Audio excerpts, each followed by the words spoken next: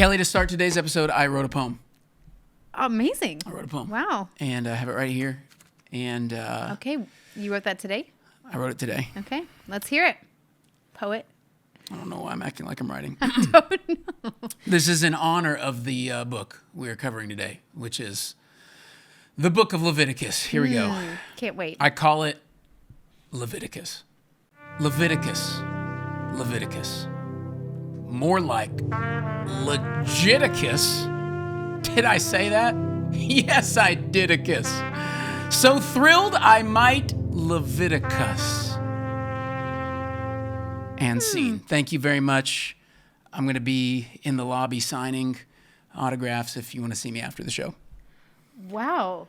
That was very interesting. That's I felt like you'd be more excited than that, but that's fine. I'm going to assume the listener is just on cloud nine. I brought them to a new territory of existential in all thought. fairness, Leviticus is a very challenging word to rhyme with. And yet I did it 4 times, Kelly. With made-up words. But yes, that's true. That's true. But But we're love doing the Leviticus, and I wanted energy to in the intro. honor it. Yes. Because here we are in the book of Leviticus, going through every book of the Bible with our Which we're trying to sales convince pitch. you this is worth your time. Yes. And honestly, most people in their Bible reading plan get to Leviticus and sigh. Okay, this is an important book. I'm going to read it. But I don't think many people are like excited to meet God in the pages. It's almost like a thing they need to check off, move on. No doubt. And we want to change your minds and make you excited about Leviticus. Leviticus is like that nerdy girl in high school who everyone disregards, and then it's prom night, and she walks in, and the glasses are off, and the hair's fluffed, and she's got the dress. Everybody's like, who is that girl? And you go, that's Leviticus. And they go, that's Leviticus? And you're like, yeah, you just got to see her in the right light. Yeah, Is that what's going to happen tonight? That's what's going to happen. This is Leviticus. The glasses walking are into coming the prom? off. The hair's coming down. Okay, this is a weird analogy now. Let's move on. Oh, okay. Well, it's a wonderful book. We're amped about it. I give it 12 out of 12 on the Richter scale. And we want to convince you of its amazingness. But you may not have spent much time in it. So we should probably orient you to it. Yes. I asked you before we started, I said, hey, wouldn't it be fun? Remember when I said this? I said, wouldn't it be fun, Kelly, if we came up with a tagline for each book? Yes, I do remember that. So why don't you hit us with your tagline, because I'm confident you did it. Yeah. So we have 5 children. So she didn't do it. Today was busy. But I do remember you asking me about it. And it's fine. I thought, I'm not upset. But I did think about it. I'm a little upset. Did you come up with a tagline? I wrote a poem. That's not... No, that doesn't count. Okay, I do have a tagline. Okay. Okay, you ready? Here's Yes. the tagline. This for me is a great summary of the book. Okay? Okay. If Moses was writing a tagline, this would be my suggestion as one of his aides. Okay? Okay. Leviticus, how not to die worshiping God. I like that. That's a great tagline. That's my tagline. Say it, how not to die worshiping God. Yeah, I think that summarizes the book. That's great because that really is the tension of the book. It is a book about, in some ways, about worship practices for the kingdom of Israel, but it is very dangerous to be near God as a sinner. It turns out. And that is like the tension that's there, which is such. That's one reason why this is a hard book for people to read and to study, because it's very foreign to a New Testament, this side of the cross believer, because all of that tension has been removed at the cross. The veil was torn. So the way has been made for us to come near to God freely. Mm-hmm. But before that, it was like, be careful. Yeah. I mean, the priest is entering the Holy of Holies behind that veil that was torn, right, once a year. And it's not in the scriptures, but I think it's like Jewish history or, tradition would tell us that they had like bells on. The rope around the waist. And a rope around them. I don't know if it's true, but it certainly if they heightens the drama. You could pull them out without going in. Like, that's how dangerous it was to be in the presence of God. So yeah, that's how to not die, how to worship God and not die. How to not die worshiping God. Yeah. So if you'll like that. notice, the book opens with kind of opening verse. Moses is outside of the tent of meeting when God starts speaking to him. And it isn't till you get to Numbers chapter 1, verse 1, that we find God speaking to Moses from inside the tent of meeting. So you can kind of think of the book of Leviticus like this is the rule book for how to play the game before the game starts, right? This is like we're about to like enter into God's ordained system for how man gets to interact with God and not get smoked in their sin. And Leviticus begins with like, hey, before you go in, let me just tell you the ground rules. Yeah. And what follows is a whole lot of law and rules of how to navigate this holy God. You're right, Kelly. He's so holy. We're so not. How do I come close to him?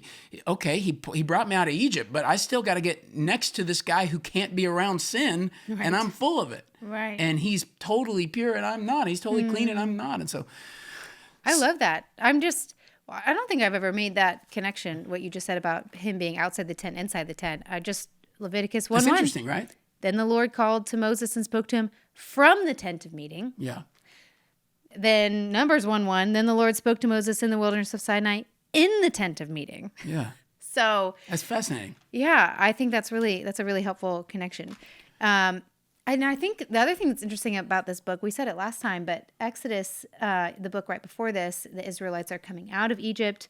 There's the building of the tabernacle. Yep. The instructions are given for how to build it, and then it is being built. Yep. And that is over many years of time. Leviticus, if you look at the time markers given to us, takes place in I think about a month. Yeah, that's right. It is a very brief moment in time of here's a lot of instructions as we're about to go in.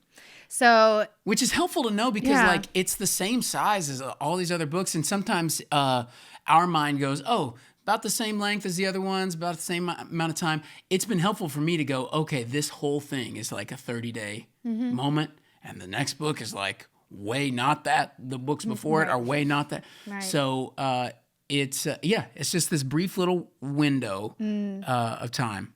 Yep. So that's kind of the timeline. Author, Yep. still Moses. Still Moses. We're still on Team Moses. Genesis, Exodus, Leviticus, all Moses. Yes.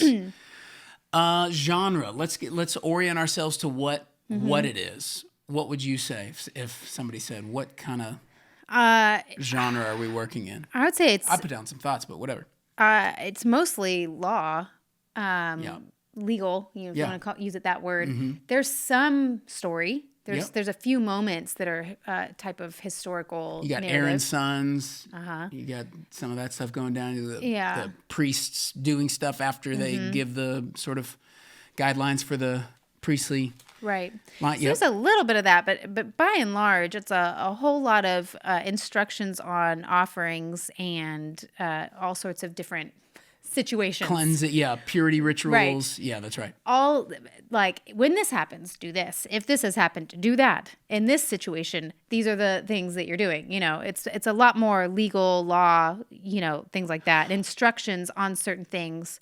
By the way, you guys who are listening can't see this, but this is how full nerd my wife is. If there's a blank in her Bible, it's going to be filled up with, look at this. Look at this. This is not she didn't go to seminary. What is this? Involuntary sin, voluntary sin offering, all the verses, this is cleansing just of the awesome new man Inductive Study Bible. With You guys discharge. should She's writing buy about it. discharges in her Bible. What are you doing, Kelly? What kind of... I don't know if I'm Are you proud about Are you that. shaming me? No, I'm oddly proud, and I feel great about it. Little plug for the new Inductive Study Bible. It's amazing. There it is. Can I tell a fun story, or do you need to? Oh, tell us a fun story. Okay, fun story. It has to do with Leviticus. Okay. Of course it does. What story doesn't? That's fun. Here we many, go. Let's hear it. actually. This is going to be a knee slapper. Buckle up, guys. Here we go. Wow. I love these Leviticus stories. Do them. Here we go. I hate that type of setup. Anyway. Okay, so we're on tour together. This is year 3 or 4 of our marriage. And I had just bought this Bible. It's a new Inductive Study Bible. So seriously, shameless plug for it. Go check it out. Christianbook.com or Amazon. And it's very interactive. There's charts in it, as he just showed you.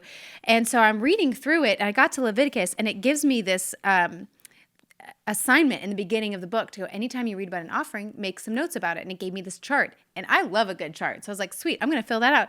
And I was noticing so many things in this book that I'd never noticed before, because I was no longer mindlessly reading it to check it off of a list. I was engaged with it by even just asking myself, oh, was this involuntary or a voluntary sacrifice? And why did it come about? And what was the reason for it?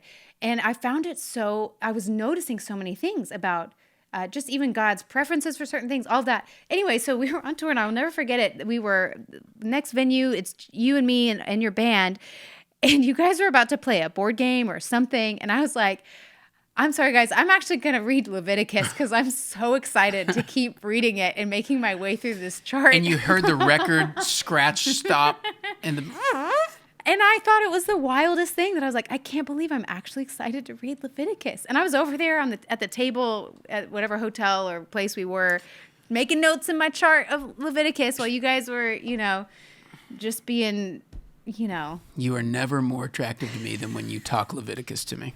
So anyway, keep it but coming. that is a shameless plug for the new Inductive Study Bible. We both use that Bible. It's been really helpful. But anyway, there's a lot to notice. There's a lot to notice. So okay, you are geeked up about this book. I Yes. am too. You might be more so. So now I'm a stranger.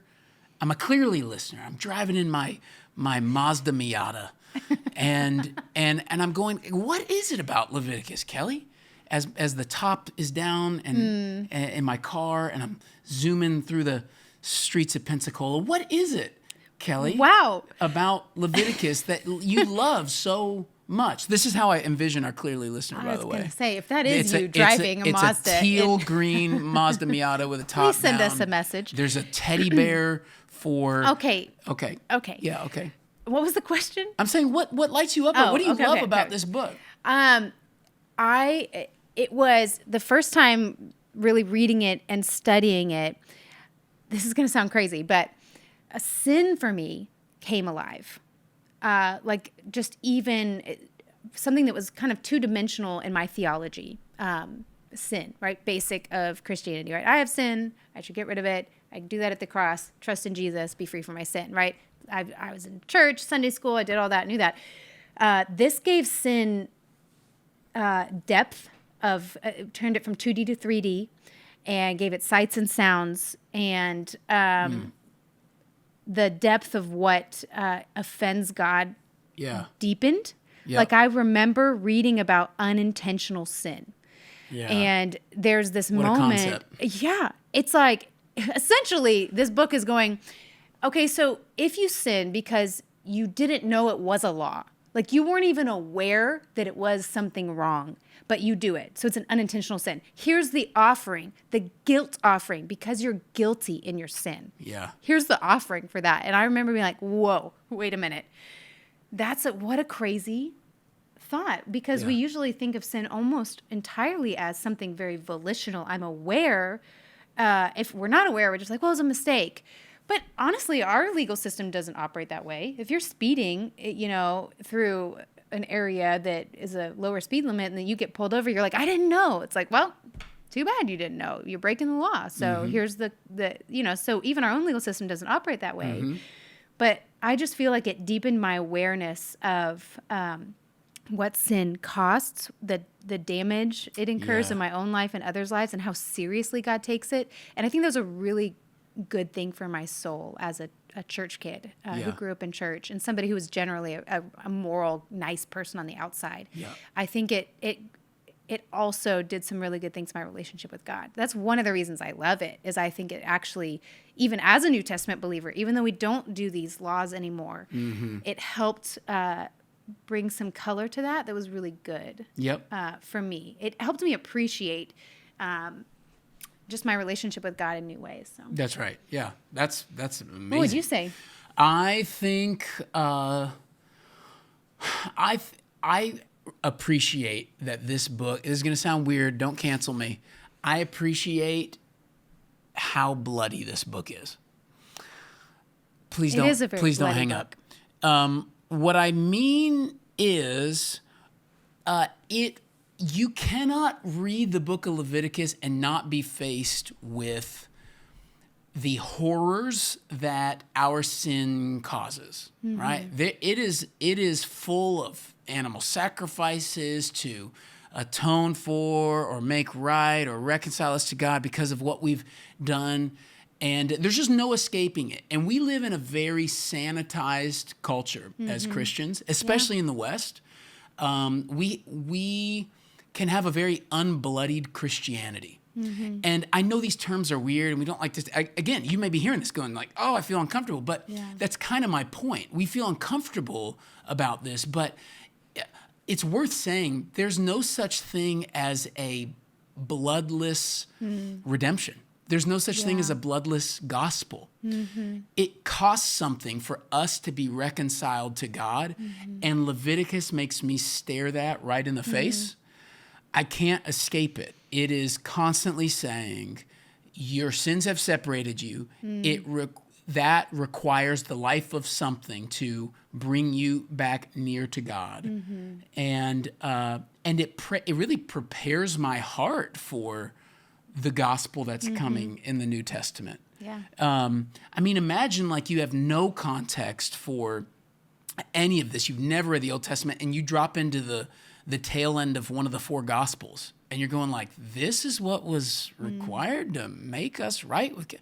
Like Jesus whipped and pierced and nailed to a cross and it's like so bloody. And it's like, well, if you were a Jew, you would at least have a really developed category for, there is no such thing as a bloodless redemption. Right. And Because leading up to the cross, they are currently sacrificing animals over and over. Like the temple would have been an extremely bloody place to be, because that's one of the primary things happening there. That's right. Is animals are being killed and their blood poured out and sprinkled on things. You know, it's like, it's a mess. It's messy. It's a mess. Right? And it's costly. And I think it's good for us to remember that about our sin. Yeah. Agreed. Yeah. Hey guys, we literally could not do this podcast without our podcast partners. And we want you to be part of the team. So we asked one of our podcast partners if they'd share a little bit with you of why they've joined. Check this out. Clearly is absolutely a ministry. It's a space where I learn things. I'm encouraged. I talk about the podcast, share it with other people all the time. I want everyone to know and to listen. And it's a privilege to get to be a part of that. It's so much fun. It's literally one of my favorite spaces to be in. Being able to sit under your guys' teaching and then also to be able to ask questions and interacting with the other live audience. Like it's definitely a community. It's definitely fun. And I feel like it gives me permission to ask questions maybe I haven't asked before. That's why I love it. You know, part of what I feel like we're doing in these episodes is going like, here's what we love, but here's some things that you need to be careful of because it may trip you up, it may slow you down, it may cause you to not enjoy it. And I actually think it's the very same thing that trips people up. We go, oh, I got to wash my hands, right? Which actually Leviticus encourages. So I think that is one of the trip you up things in the book. I'll tell you another thing that I think is tricky about Leviticus, and it's really tricky about all the books of Moses, the Torah, is you have so many laws, which laws in and of themselves, nobody, sitting at home reading legal code, except I guess lawyers. So we're not naturally prone to be energized by that in the first place.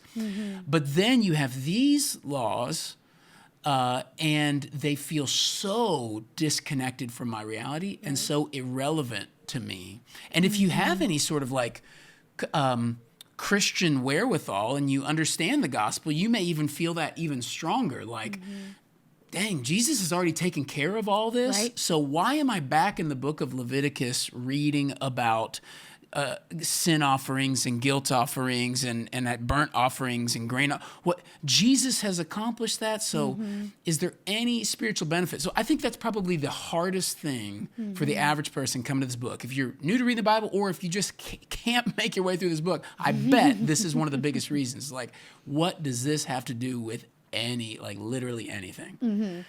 Which I think exposes a common problem in Bible reading, is we primarily read it for how does it apply to me right now? That's the first thing we're looking for.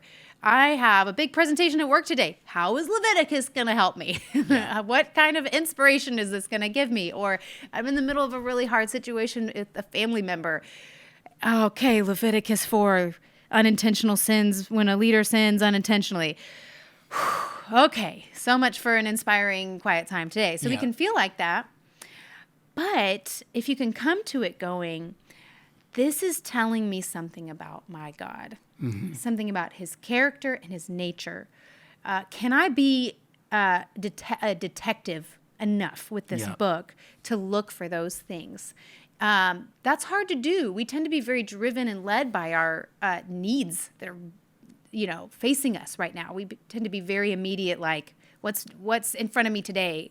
That's what I'm looking for or looking at. But I think books like this are important because they force us sometimes to set that problem thing we're dealing with aside and go, okay, Lord, this is your word. It has something to tell me about you. And it might not directly give me insight for the problem I'm facing today, but any insight to who you are, that's right, is helpful to me today. Any insight into your character is helpful to me today. I mean, even little things like this, like I'm just looking at the page I'm open to in my Bible. This is Leviticus 4, and some of the notes I've made in the past. It's about unintentional sin, and it's dealing with unintentional sin in all Israelite people, but then it continues and deals with unintentional sin in leaders. Like even that, I'm like, wow, God is equitable, right? He's holding his leaders to the same standard he holds the people to. That's right. And he's addressing them individually. It's like that's telling me something about his nature. Yep. It's telling me about something of how he operates and the accountability he has for his people. That encourages me that God sees that and cares about that. So I'm learning things about him. If I can be, a Sherlock Holmes enough to get out my magnifying glass and go, what does this tell me about God? Yeah. And that does take some energy and effort. Sometimes we want it spoon-fed to us. Yeah. Give me the Bible prepackaged in a way that is helpful to me today. And, that is good sometimes. But I think what this book invites us to is to, move away from fast food Bible to cooking the meal ourselves. That's more of what this is, right? Come on. And a home-cooked meal is so much better than drive-through fast food. But it does take Chick-fil-A, of course. I see you, Chick-fil-A. But it does take time, right? And it takes effort, when you put it, go to that analogy, right? If I'm going to cook something from scratch, I'm getting out the onions or I'm getting out the vegetables and I'm washing them and I'm cutting them. And you know what? None of that is exciting. Yeah. No one likes raw onions chopped up. But I'm going to cook them and saute them and I'm going to add other things to them. And you know what? In 30 minutes or an hour, we're going to have something that's a lot more healthier for us, tastes better, and all the things. And the home smells good in the process. It's like this is something similar to take your time with Leviticus and go, what do I see here? And spend time looking for those things. It might not be as exciting at first, but it will have a deeper, richer flavor for you as you're looking for who God is in a book like this. Yeah.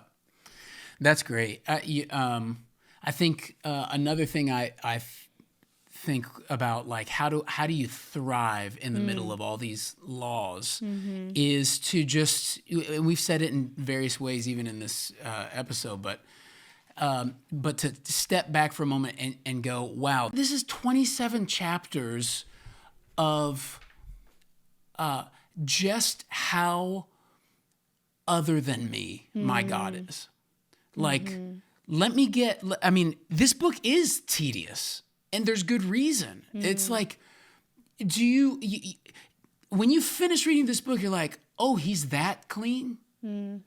Oh, like there's there's a way that we can think about God as modern day Christians where it's just this, just roll up on God and just me and God. He's my homeboy. And it's like, man, Leviticus will not allow you to think like that. Right. And even if you go, well, Jesus has taken care of it in the New Testament, it's like, yeah, he's taking care of all of this. Like think about what it took for the Son of God to achieve the righteousness required by the Father for you to come into his presence. Yeah. It should grow and expand our awe Yeah. for the accomplishment of Jesus. If this tedium, if this intricacy of holiness laws and purity rituals is what it means for me to get even a little bit close to my God because of my uncleanness, and Jesus has perfectly fulfilled all that, then Leviticus is a sermon to me about Jesus. Yeah. Leviticus is looking at me and saying, look at how amazing and accomplished Jesus is in his perfection, his righteousness, his obedience and love for the Father, that he could do this kind of work on your behalf, and the Father look at it and go, that was perfect. Yes. Yes, I will accept them on the basis of you, my son. I mean, that is Christianity. Yeah. And it's amazing, and it's a marvel. And, if you really want like a great, if you want to be confronted with this in the best way, you may just hop over to your New Testament and spend some time reading the book of Hebrews, because Hebrews really is the companion guide to the book of Leviticus. Yeah, that's one of my favorite Bible pairings, just to take 2 chapters of Leviticus, 1 of Hebrews, and read through them together. It's just going to connect some dots that I think are really lovely. So, but I love that you're talking about that, because to come back to your original tagline, Leviticus. How not to die while worshiping God? Right. Yeah. God is that holy. And here's what's amazing about this book is he did not leave his people guessing about how to come near to him. It wasn't a guessing game for them. He made it very, very clear. He made the steps very obvious. It was not read between the lines, hope I'm in a good mood, right? Which is what a lot of pagan worship would have felt like. Is like, I hope the gods are happy today. I made this sacrifice. Like, there's not a lot of certainty about where you stand with the gods in the pagan cultural context that they would have been surrounded by. And here you have the real, true, living God interacting with his people and going, you're not okay with me, not because of your sin, but I'm going to make it very clear to you how to come near in a safe way. And I think about, I say this about some of my closest friends, that we're honest with each other. And so I never have to worry about if we're okay with each other. Because if my friend's not okay with me, she's going to tell me, and I'm going to tell her. We're clear and honest about our boundaries, about how we really feel, and that creates safety in a relationship. Yeah. Because I don't have to guess anymore. I don't have to read between the lines. I can trust you and what you say because you've already been clear with me about your boundaries, about how you operate. And here God's being clear about his boundaries, clear about his, here's how you come near, so that his people are left with confidence. Yeah. I think that's really what the fruit of this book is meant to be for God's people in this cultural time when they were living this, is confidence to come near to him. But again, even though we're not living those laws, it's telling us about something about the heart of God. Yes, sin can't be near me, but I so want you to come near to me. I want to make it really clear to you how to do that, what that looks like, so that you'll understand your sin is a threat. You will take it dead seriously, and also still know there's a way forward, but it's through sacrifice. And that's so priming the pump for what Jesus is going to do later. That's right. It's just awesome. In fact, I'll just read a line from Hebrews to sort of color that, because that's so true. Hebrews looks back at the moral law code of the Old Testament, and it's trying to make sense for us of Christ's accomplishments and how he fulfilled it. And so in Hebrews 10, starting in verse 1, says, "For since the law has but a shadow of the good things to come instead of the true form of these realities, it can never, the law, by the same sacrifices that are continually offered every year, make perfect those who draw near. Otherwise, would they not have ceased to be offered, since the worshippers, having once been cleansed, would no longer have any consciousness of sins? But in these sacrifices there is a reminder of sins every year, for it is impossible for the blood of bulls and goats to take away sins. Meaning, hey, the stuff prescribed in Leviticus, that kept happening for thousands of years, guys. Yeah. And guess what? We were all still in our sin. Like the final death blow to our sin had not been dealt. They were really a reminder. It was a shadow of things to come. So when you're reading Leviticus, you're really reading shadow work, and the substance is coming in the New Testament. It's coming in Christ. So if nothing else, when you're reading this book, you can be energized and inspired because, in all of these intricate laws and ceremonial cleansing rituals and sacrifices of animals and laying the hand on the scapegoat and declaring the sins of the people onto it and casting it off into the wilderness and slaying one of them so that the people could be made right with God. When all of that's happening, you can be telling yourself, and it finally did happen one day at Calvary with Jesus when he accomplished all the things that this book is foreshadowing. Yep. And that, to me, makes this whole book electric. It does. And not only is it going to make the gospel, this book is going to make the gospel electric as you read further on in your Bible, it's going to make sense of so much of Jesus's ministry and behavior to Jews in the Gospels, because this is the legal code they're operating in.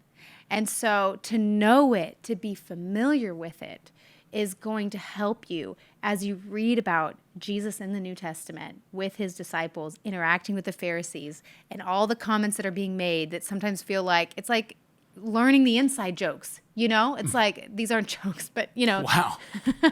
That was a me comment more than anything, really. It is, but it's like learning insider language that we don't naturally have as non-Jewish people when you read what's happening in the Gospels. And it just brings so many things to life.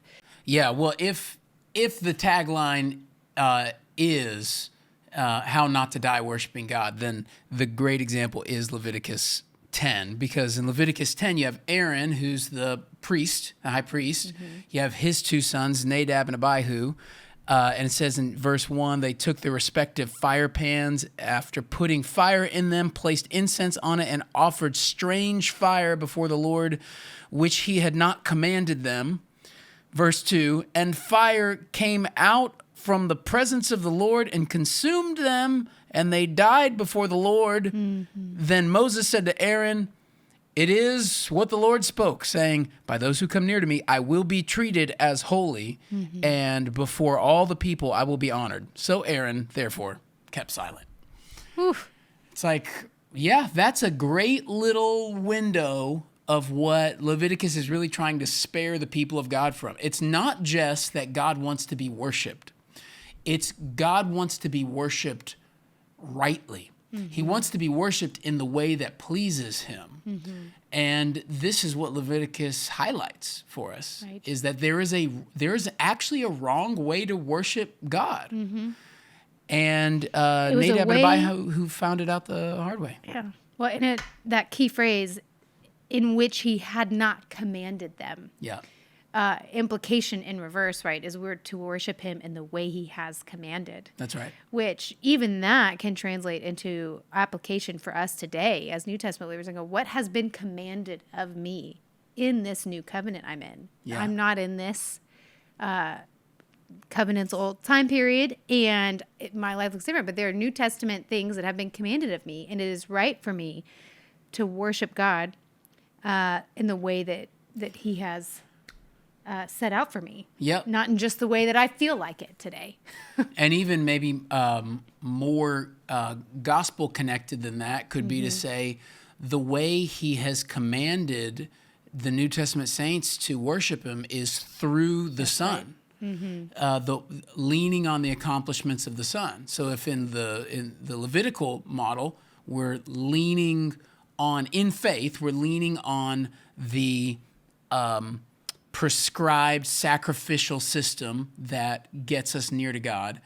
In the New Testament, we're leaning on a sacrificial system of sorts. We're leaning on the sacrifice of the Son of God, and we're saying that's sufficient for me to enter into your presence.